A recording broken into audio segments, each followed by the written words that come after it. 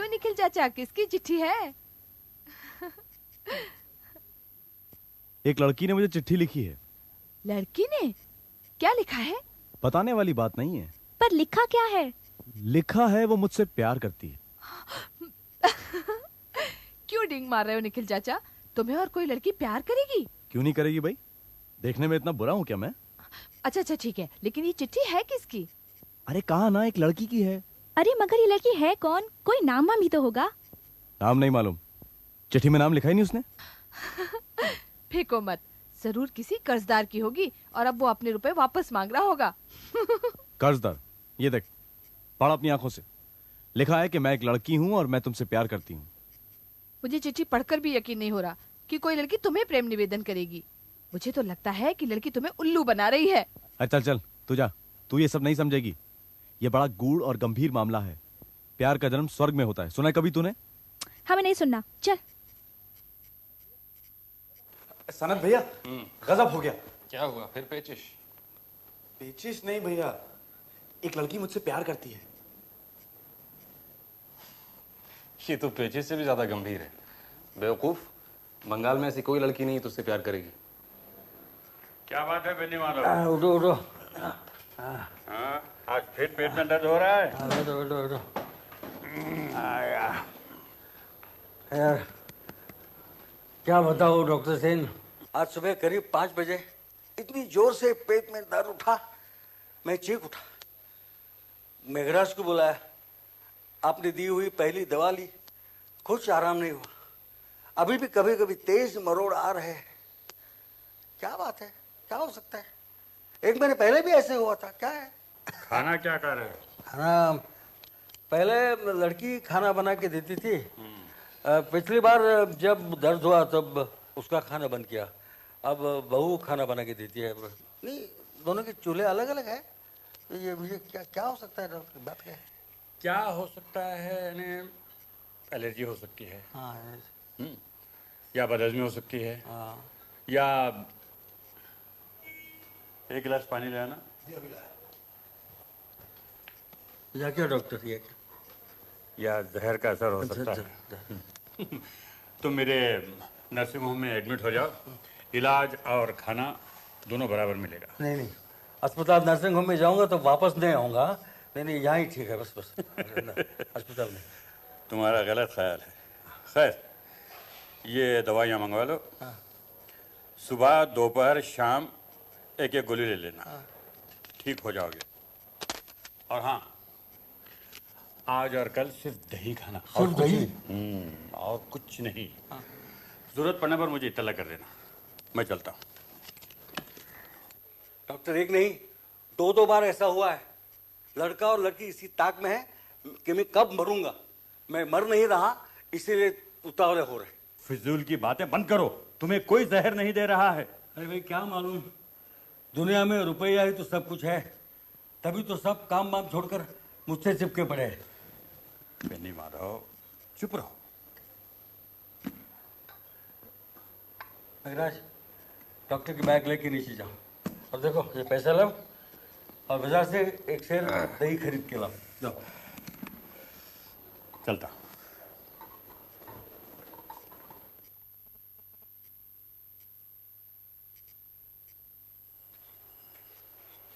पिताजी। बहू, खाना वापस ले जाओ। आज से अपने खाने का इंतजाम मैं खुद ही करूंगा। क्यों पिताजी? अरे, आज सुबह इतनी जोर से पेट में दर्द उठा कि डॉक्टर बुलाना पड़ा। अभी अभी डॉक्टर दवा दे के गए। पता नहीं तुम लोग क्या बनाते हो। ले जाओ खाना, दही खाकर ही रहूंगा।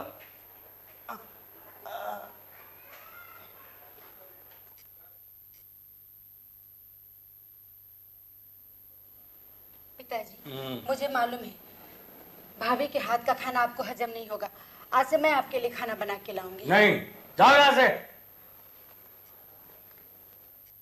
मेघराज,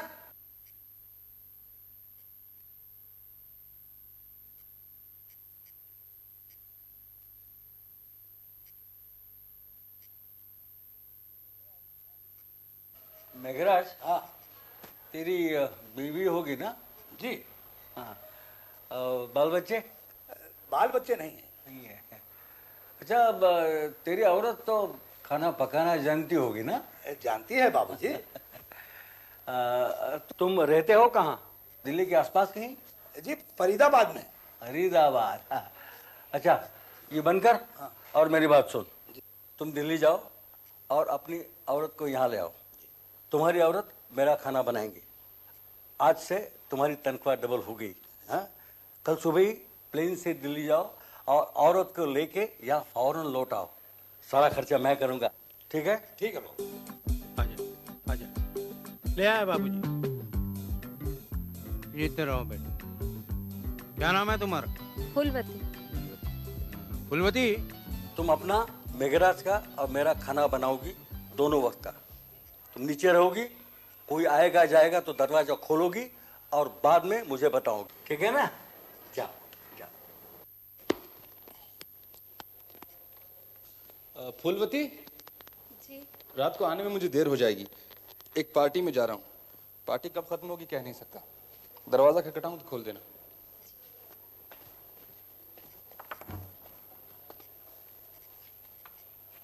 ए, दरवाजा क्यों बंद कर रही है? मुझे नहीं पहचानती? तू मेघराज की औरत है ना? जी। मुझे पहचान के रख। मेरा नाम मकरंद है। मैं कभी भी इस घर में आ जा सकता हूँ। मेरे लिए इस घर के दरवाजे हमेशा खुले रखने चाहिए, समझी?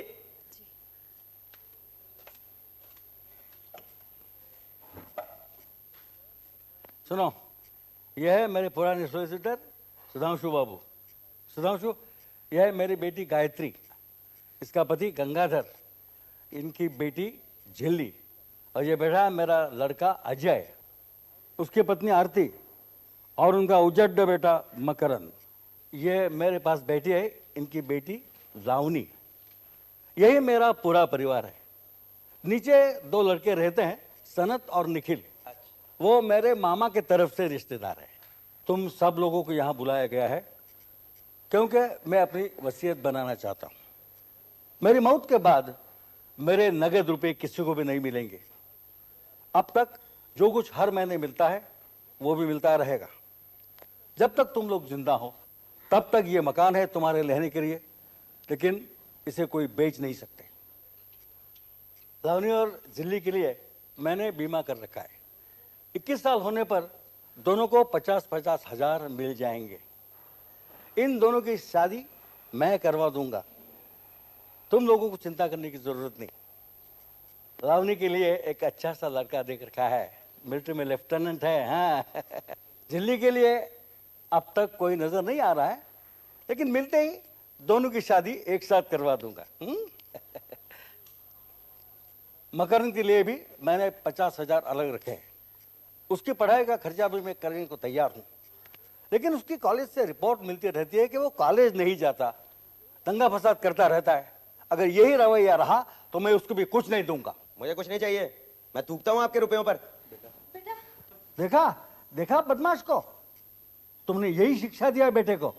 पिताजी आप परेशान मत होइए, मैं समझा दूंगा। ये उम्र ही ऐसी है पिताजी। तुम क्या खाक समझाओगे? घर में कभी रहते भी हो? कहूँगा क्या, तुम्हें तो खुश होना चाहिए। जी, आपकी धन संपत्ति है, जैसे ठीक समझें करें, हम क्या कह सकते हैं। वैसे रुपए की कीमत तो घटती जा रही। नहीं पिताजी, आपकी समझ में जो आए वही आप कीजिए, हम आपके साथ हैं। क्या वसीयत में दस्तखत हो गए हैं? मैं परसों वसीयतनामा बनाकर ले आऊंगा, तभी ये दस्तखत कर देंगे। 2 गवाह भी साथ ले आऊंगा। हाँ हाँ, एक बात और बता देता हूँ। वसीयत में एक शर्त होगी, अगर मेरी मौत कुदरतन न हो, मतलब जहर देकर या किसी और तरीके से मैं मार डाला गया, तो किसी को एक पैसा भी नहीं मिलेगा। सारी संपत्ति कलकत्ता यूनिवर्सिटी को दी जाएगी, समझे? अच्छा, मैं परसों आता हूँ, इसी वक्त वसीयतनामा बनाकर लाऊंगा। ठीक है, चलिए। बेबी जी, कहाँ जा रही हो? चुप, आहिस्ता बोल। हम सिनेमा देखने जा रहे हैं। ये कौन है? ये मुझे नाच सिखाता है। ये नाच का सिनेमा है, इसीलिए साथ जा रहे हैं। चलो। इस लड़के से ही मेरी शादी होने वाली है। हम रात को बाहर गए थे, ऊपर दद्दू से मत बताना।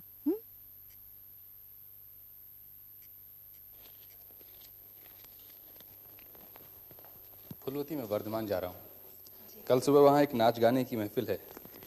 कल शाम तक ही आना होगा, इसलिए आज रात को तुम्हें मेरे लिए दरवाज़ा खोलने की आवश्यकता नहीं पड़ेगी।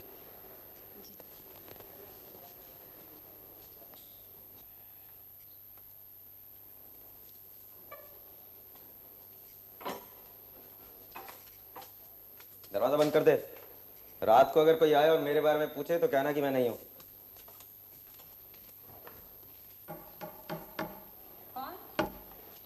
मैं हूं। भूल गई क्या? अरे पगली, ये तो खुशबू है, खुशबू।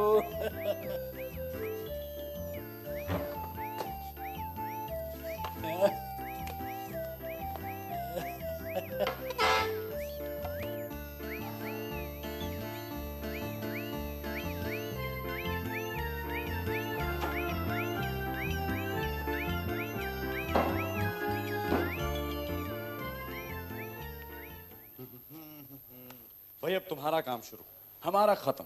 अब हम दिन भर सोएंगे। नाइट ड्यूटी खत्म, सुप्रभात।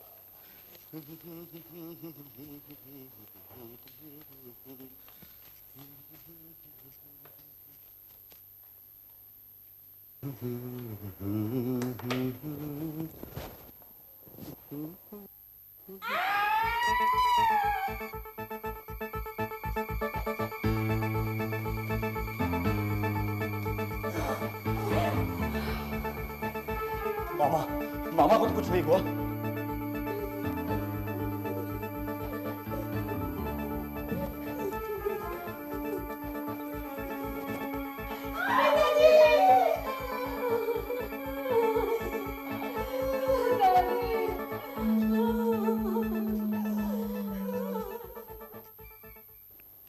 मतलब बेनी संहार। हाँ, ठीक ही कहा है, बेनी संहार और साथ साथ मेघराज वध भी। मामला उलझ गया है। बेनी संहार का मतलब है कि औरतों का जूड़ा बांधना, और जूड़ा ऐसा बंधा है कि सुलझना नामुमकिन लग रहा है। खून की वजह क्या है? बेनी माधव एक अमीर आदमी था। हर महीने अपने लड़के और लड़की को कुछ न कुछ रुपया देता था, लेकिन वो लोग उससे खुश नहीं थे। डॉक्टर सेन को शक है कि लड़के और दामाद में सांठ-गांठ थी। वो उसे खाने में जहर मिलाकर के मार डालना चाहते थे। मेघराज का खून क्यों हुआ? मेघराज घर का पुराना नौकर था। बेनी माधव के कमरे के बाहर सोता था ताकि कभी कोई जरूरत पड़े तो मदद कर सके। अब उसे खत्म किए बिना कमरे में कोई घुस नहीं सकता था, इसलिए उसे मार डाला। हत्या करने का हथियार मिला? हथियार तो नहीं मिला, लेकिन पोस्टमार्टम की रिपोर्ट से पता चला है कि हथियार कोई तेज चाकू जैसा था। एक ही वार में एक ही हथियार से दोनों को खत्म कर दिया। टाइम? ये कई रात के 12 से 3 बजे के बीच। अच्छा, आपको किन 5 लोगों पर शक है? लड़का अजय, उसकी औरत आरती, बेटी गायत्री और उसका पति गंगाधर, और अजय का बेटा मकरंद। मकरंद उस रात करीब 9 बजे घर आया था और उसी रात वापस चला गया। कहाँ गया कुछ पता नहीं, अभी तक गायब है। उसके नाम अरेस्ट वारंट निकाला है। घर में अब कौन कौन है? अजय, आरती, गंगाधर, गायत्री, झिल्ली, निखिल राय, सनत गांगुली और मेघराज की विधवा फूलवती। अजय की लड़की लावनी अपने डांस मास्टर के साथ सिनेमा देखने गई थी, लेकिन अभी तक वापस नहीं आई। निखिल और सनत रात को अपने कमरे से निकले थे, लेकिन दूसरे दिन वापस आ गए थे। इस समय घर में जो भी है उन सबको बाहर न निकलने के लिए कह दिया है। ठीक है, इन सब के जो बयान है उसकी फाइल आप मुझे दे दीजिए। हाँ, ये लीजिए। नमस्कार, मैं बेनी माधव का वकील हूँ। आज ही अखबार देखा तो। बैठिए बैठिए, अच्छा हुआ आप आ गए। अच्छा ये बताइए, बेनी माधव से आपकी आखिरी मुलाकात कब हुई थी? परसों। वो अपनी वसीयत बनवाना चाहते थे, तभी उनसे मिलना हुआ था। वसीयत पर दस्तखत होने की आज ही बात थी, लेकिन। अच्छा, वसीयत में क्या क्या शर्तें हैं? उन्होंने अपने रिश्तेदारों में से सभी को कुछ ना कुछ दिया, लेकिन अजय के बेटे मकरंद को छोड़कर। लड़का गर्म मिजाज का बेवकूफ है। मुद्दे की बात यह है, कि अगर उनकी मौत कुदरतन ना होती तो किसी को कुछ नहीं मिलता। सारा रुपया कलकत्ता विश्वविद्यालय को जाता।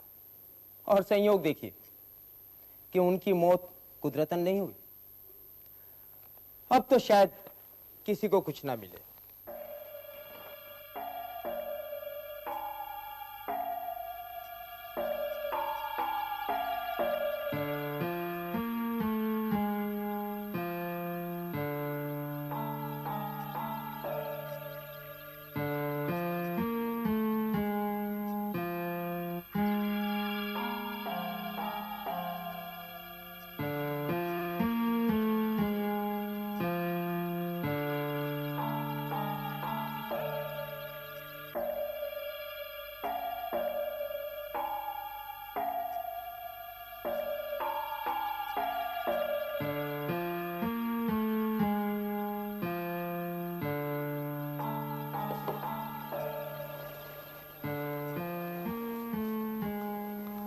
ये उस तरह खोल कर देखा था आपने? नहीं तो, लेकिन बेनी माधव खुद दाढ़ी नहीं बनाता था। मेघराज रोज सुबह उसकी दाढ़ी बनाता था।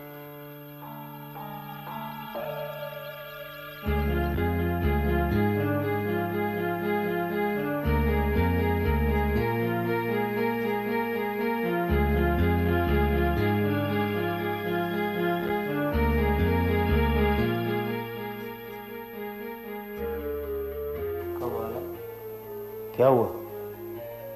इस पर तो उंगली के निशान है।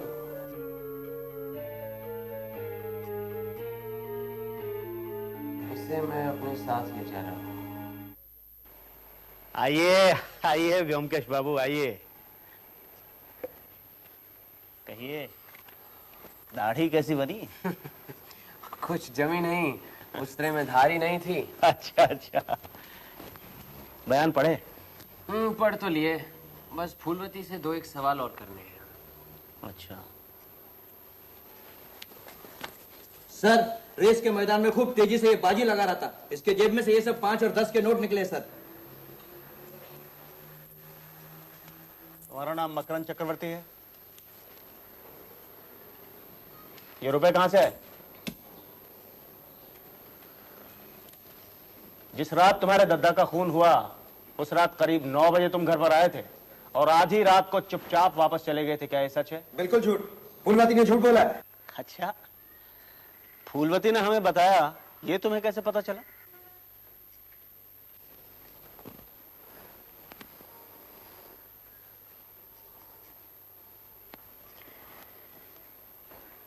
उस दिन तुम्हारे दद्दा ने अपनी वसीयत के बारे में बताते हुए तुम्हें कुछ भी न देने का फैसला किया था और तुमने कहा था कि मैं थूकता हूं तुम्हारी इस दौलत पर, और गुस्से में तुम चले गए थे।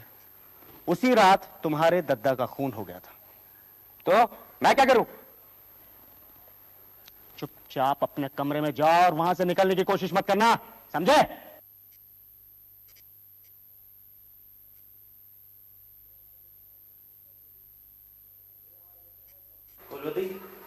ये हमारे मित्र हैं व्योमकेश बाबू, तुमसे 2-4 सवाल पूछना चाहते हैं।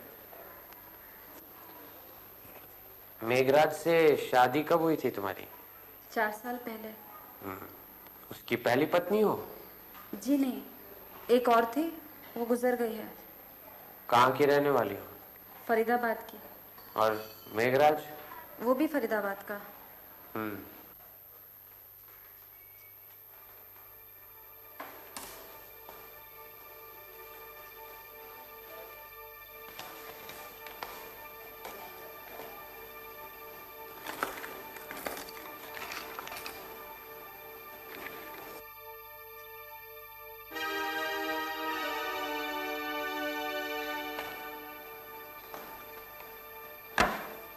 ये बक्सा आपका है? जी हाँ। चलिए दूसरों से भी मिल लेते हैं। आइए।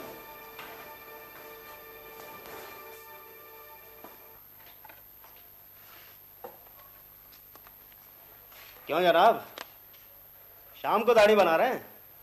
रात का पंछी हूं ना, इसलिए शाम को बना रहा हूं। जो लोग दिन में काम करते हैं वो सुबह बनाते हैं। इंस्पेक्टर साहब, आप मुझे ऑफिस जाने दीजिए ना। मैं कसम से कहता हूं कहीं नहीं भागूंगा। चाहे तो आप 2 सिपाही लगा दीजिए मेरे साथ। अरे अरे, ऑफिस जाने की इतनी जल्दी क्या है? असल में ऑफिस में कई अविवाहित लड़कियां काम करती हैं ना। मैं उनमें से एक को ढूंढ रहा हूं जो मुझे बेनामी चिट्ठी लिखती है। बस मिलते ही मैं उससे शादी कर लूंगा। मामला रहस्यमय लगता है। क्यों ब्योमकेश बाबू? ब्योमकेश बाबू, आप ही सत्यन्वेषी ब्योमकेश बख्शी हैं। आपको मेरी बेनामी चिट्ठी की गुत्थी सुलझानी पड़ेगी, वरना मैं मर जाऊंगा। 4 चिट्ठियां आ चुकी हैं। कहाँ है वो चिट्ठी? ये रे। इन्हें मैं रखता हूँ, मैं पूरा पता लगाने की कोशिश करूंगा। जी। फिलहाल आप कहीं नहीं जाएंगे, यहीं पर रहिएगा। मैं दफ्तर में जाकर तहकीकात करूंगा। आपके पास बरसाती है रेनकोट? रेनकोट? आप रेनकोट से लड़की का पता लगाएंगे? नहीं, लड़की का नहीं, किसी और का है आपके पास? एक थी तो सही। छाता है, छाता चलेगा? नहीं, रेनकोट। और ये आप उस्तरे का इस्तेमाल करते हैं? तो फिर किसका करूं? जब आपकी दाढ़ी आनी शुरू हुई थी तो इस उस्तरे का रिवाज चला गया था। जाइए, रेनकोट लाइए। ब्योमकेश बाबू, ये रेनकोट क्यों इकट्ठा कर रहे हैं? जो आदमी छुरा या उस्तरे से गला काटने जा रहा है, उसे जरूर मालूम है कि गला काटने से खून फव्वारे जैसा उछलेगा, उसके बदन पर भी लगेगा। इसलिए जरूर वो रेनकोट या ऐसी कोई चीज का इस्तेमाल करेगा जिस पर अगर खून के दाग या धब्बे लग भी गए तो आसानी से धोए जा सके। चलिए सनद से रेनकोट भी हासिल कर लें।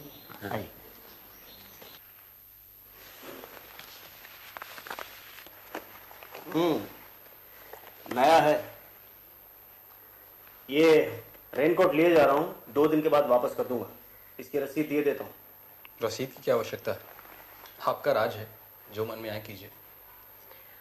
आपके बयान में पढ़ा था कि जिस रात बेनी माधव का खून हुआ उस रात आप वर्धमान गए थे। कौन सी गाड़ी पकड़ी थी? आप कौन? ये ब्योमकेश बख्शी हैं, मशहूर सत्यन्वेषी। नाम सुना है, लेकिन मैं जासूसी कहानियां नहीं पढ़ता। क्या कह रहे थे? आप उस रात वर्धमान गए थे, किस गाड़ी से? रात 10:30 की गाड़ी से। तो आपने अगले दिन 6 बजे की गाड़ी क्यों नहीं पकड़ी? सुबह की गाड़ी अगर पकड़ता तो वक्त से पहुंच नहीं पाता। मजलिस सुबह की थी। वहां क्या आपकी कोई रहने की जगह है? जी नहीं, रात मैंने रेलवे प्लेटफॉर्म पर एक बेंच पर काटी। तो चाय के स्टॉल में चाय तो पी होगी? मैं चाय नहीं पीता। अच्छा, आप कहते हैं आप उस रात 10:30 बजे गए थे, इस बात का कोई गवाह है? गवाह की क्या आवश्यकता है? आप क्या सोचते हैं मामा का खून मैंने किया है? चलो इंस्पेक्टर, ऊपर चलते हैं। नहीं, ये कोट बाहर गोविंद को देते।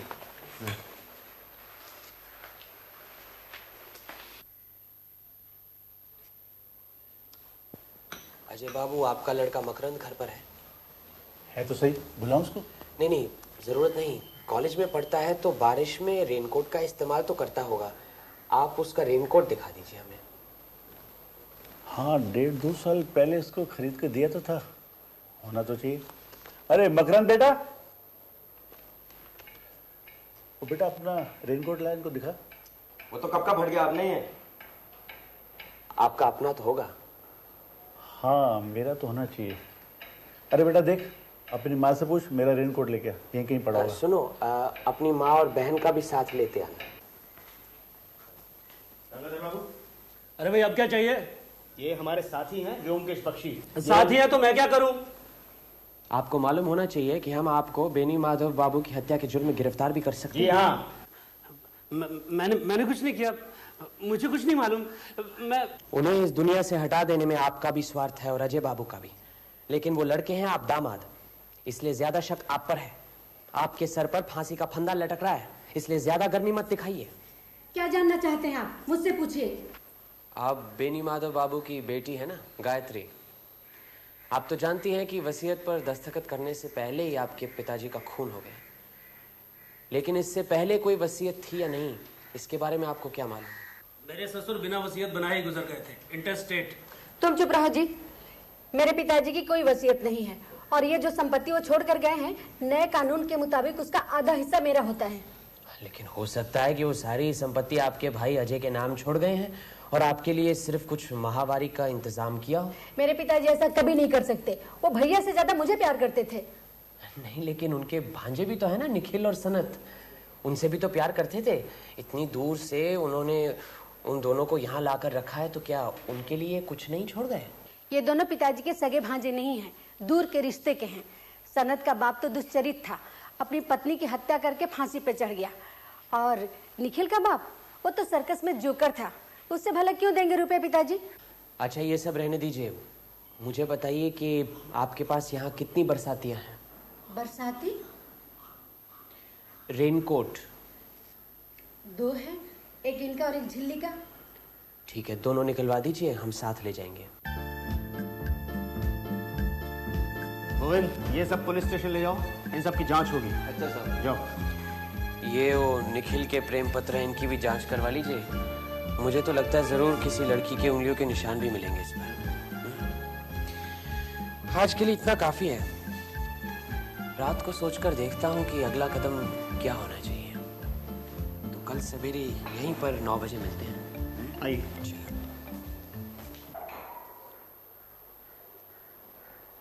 आइए आइए व्योमकेश बाबू, आइए।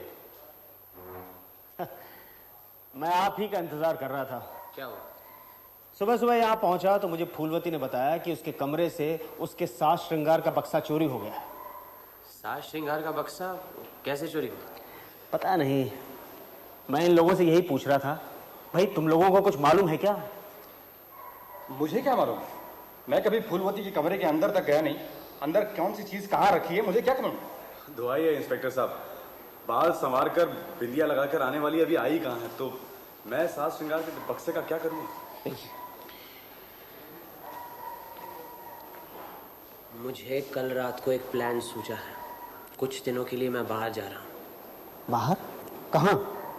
फरीदाबाद, मेघराज के घर। ओहो, समझा समझा। मैं तो कहता हूँ आप आज ही चले जाइए, टिकट का इंतजाम मैं कर देता हूँ। हाँ? कैसे हैं? आइए व्योमकेश बाबू, आपने 5 दिन लगा दिए। अजी 5 दिन तो लगा दिए, लेकिन काम पूरा हो गया। हाँ, ये हिम्मत लाल है, आप इसे संभालिए। चोर या खूनी नहीं है, हमारे बड़े काम का आदमी है। हाँ? अच्छा, आज शाम को 4 बजे बेनी माधव की बैठक में एक ड्रामा होगा। हाँ? आप बनेंगे स्टेज मैनेजर। आप सब लोगों को जानकर खुशी होगी कि बेनी माधव जी के हत्यारे का पता चल गया है। हत्यारे के खिलाफ हमने सबूत भी हासिल कर लिए हैं और हत्यारा इसी कमरे में मौजूद है।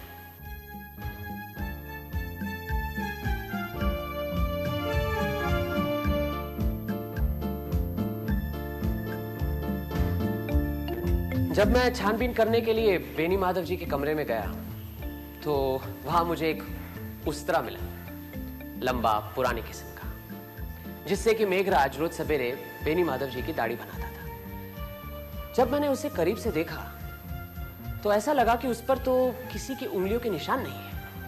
किसी ने बड़ी चतुराई से उंगलियों के निशान मिटाकर उसे वापस रख दिया था। क्यों? मुझे शक हुआ। मैं उसे घर ले गया। उससे दाढ़ी बनवानी चाहिए, लेकिन उसकी तो धार ही उतर गई थी। दाढ़ी क्या, उससे तो पेंसिल भी नहीं बनवा सकते थे। फिर मुझे यकीन हो गया कि जरूर इसी उस्तरे के साथ ही किसी ने उन दोनों आदमियों का गला काट दिया है। लेकिन अब सवाल यह उठता है कि उस्तरा था कमरे के अंदर और खूनी आया कमरे के बाहर से, तो फिर कमरे में घुसने से पहले उसने उस्तरा हासिल कैसे किया? किसी ने जरूर उसे बाहर निकाला होगा। किसने निकाला? उसी दिन मेघराज ने सवेरे बेनी माधव जी की दाढ़ी बनाई थी और बेनी माधव जी के कमरे में सिर्फ 2 लोग जाते थे, एक तो मेघराज और एक फूलवती। भला मेघराज अपना गला काटने के लिए उस्तरा क्यों चोरी करेगा? तो बचा कौन?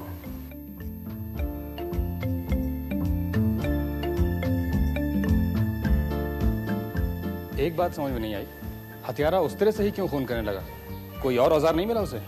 हत्यारा बहुत ही चतुर है। उसे मालूम है कि हत्या करने का औजार इतनी आसानी से छुपाया नहीं जा सकता। इसीलिए उसने बेनी माधव जी के उस्त्रे का ही इस्तेमाल किया।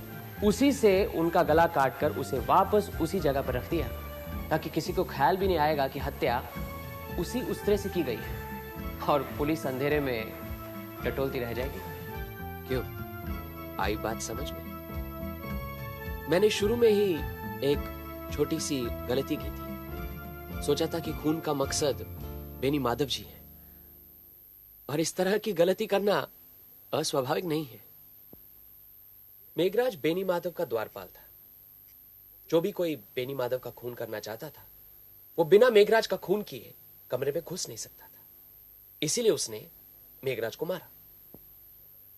अब हत्यारा जानता था कि किसी का गला काटने से काफी खून निकलता है, और उससे उसके कपड़े भी खून से सन सकते हैं। कपड़ों पर जब खून के दाग लगते हैं तो वो आसानी से धोए नहीं जा सकते। यूरोप और अमेरिका में रहस्यमय उपन्यासों में आपने पढ़ा होगा कि जो भी कोई खून करता है वो अक्सर रेनकोट जैसी कोई चीज पहन लेता है, क्योंकि रेनकोट के तेल जैसे सतह पर अगर खून के दाग लगे ना तो आसानी से धोए जा सकते हैं। इसीलिए आप सबकी बरसातियां हमने इकट्ठी की थी और वो लेबोरेटरी में जांच पड़ताल के लिए भिजवाई गई थी। उसकी रिपोर्ट भी हमारे पास है। फूलवती के बयान से पता लगा कि फूलवती फरीदाबाद की रहने वाली है, और फरीदाबाद का पता भी उसके कमरे से मिला था। जानकारी के लिए मैं फरीदाबाद गया था, आज ही लौटा हूं। वहां पर जो मैंने छानबीन की, काफी कुछ पता लगा लिया। हमें यह पता लगा है कि फूलवती मेघराज की पत्नी नहीं है। मेघराज की पत्नी गुजर चुकी है। जब बेनी माधव जी ने मेघराज को बुलाकर कहा कि जाओ, जाकर अपनी पत्नी यहां ले आओ, तो मेघराज फूलवती को अपनी पत्नी बनाकर यहां ले आया। फूलवती का भी पति है। फूलवती और मेघराज में पहले से ही संबंध रहे हैं। फूलवती मेघराज के साथ यहां भाग आई। नहीं नहीं, ये सब झूठ है। मतलाल,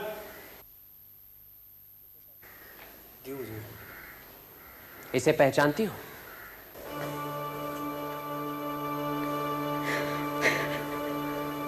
हिम्मतलाल, फूलवती तुम्हारी कौन है? ये मेरी ब्याता औरत है हुजूर। यहाँ कैसे आए? मुझे छोड़कर मेघराज के साथ भाग आई। ठीक है, जाओ तुम। इस सारी खुराफात की जड़ फूलवती है। अपने पति को छोड़कर मेघराज के साथ यहाँ चली आई, और यहाँ आकर एक दूसरे मर्द को अपने मोहजाल में फंसाया। लेकिन मेघराज सख्त किस्म का आदमी था। अगर उसे फूलवती के प्रेम के बारे में पता चलता तो शायद उसे ठंडा कर देता। इसीलिए मेघराज को रास्ते से हटाना बहुत जरूरी था। लेकिन मेघराज का खून करने से पकड़े जाने का डर था। इसीलिए मेघराज के साथ साथ बेनी माधव का खून करके पुलिस की आंखों में धूल झोंकने की साजिश थी। अब सवाल यह उठता है कि क्या फूलवती अपने हाथों से इन दोनों आदमियों का गला काट सकती थी?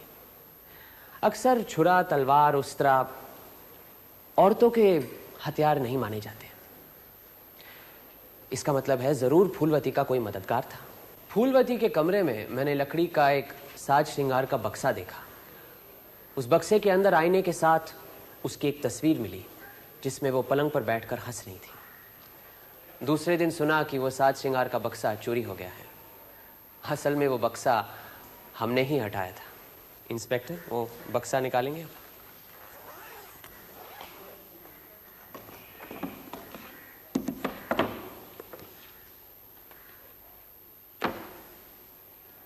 ये वो तस्वीर है। फूलवती, ये तस्वीर किसने खींची थी?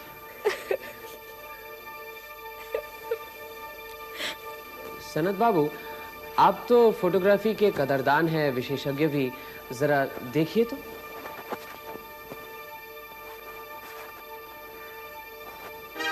फूलवती की तस्वीर।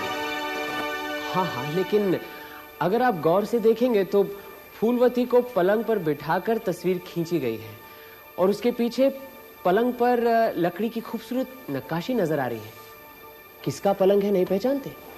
आप कहना क्या चाहते हैं? आपने रात को अपने कमरे में फूलवती को अपने पलंग पर बिठाकर फ्लैश से तस्वीर खींची थी। आप ही उसके गुप्त प्रेमी हैं। जब मेघराज बेनी माधव जी के कमरे के दरवाजे पर सोता था तो फूलवती आपके कमरे में जाती थी। उससे क्या साबित होता है? मामा का खून मैंने किया है। सारा दोष फूलवती को नहीं दूंगा। आप तो उसके प्यार में इतने पागल हैं कि दिमागी संतुलन खो बैठे हैं। मेघराज का खून करके उसे पाना चाहते थे। शायद ये सोचा होगा कि खून का मामला सब निपट जाए तो उसे लेकर कहीं भाग जाएंगे। मैंने खून नहीं किया है। आपकी रगों में खूनी का खून है। आपके पिता आपकी माँ का खून करके फांसी पर लटक गए थे। मैं आपसे कह रहा हूँ मैंने खून नहीं किया है। खून फूलवती ने किया है। नहीं नहीं नहीं, ये सब झूठ है। ये बिल्कुल ठीक कह रही है। इसने अपने हाथों से खून नहीं किया, खून किया है आपने। कोई सबूत है आपके पास? जी हाँ, एक छोटा सा सबूत है। खून करने के बाद आपने रेनकोट की अच्छी तरह से धुलाई तो कर दी, लेकिन उसके जेब में 2-3 बूंदें खून की रह गई। जांच पड़ताल के बाद हमें पता चला है कि वो खून बेनी माधव जी के खून से मिलता है। हाँ हाँ, खून सनत बाबू ने किया है। मुझे कुछ नहीं मालूम, मैं बेकसूर हूँ। पकड़ो।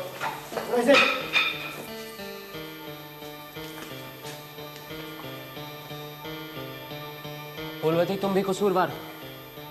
तुम्ही ने बेनी माधव जी का उस्तरा चोरी करके सनत बाबू को दिया था और उस रात तुम्ही ने दरवाजा खोल के सनत बाबू को घर में घुसाया था और फिर खून करने के बाद जब वो घर से बाहर वापस गए तो तुमने दरवाजा बंद कर लिया। हो सकता है कि खून से सना हुआ रेनकोट तुम दोनों ने धोया हो। तुम दोनों ही अपराधी हो।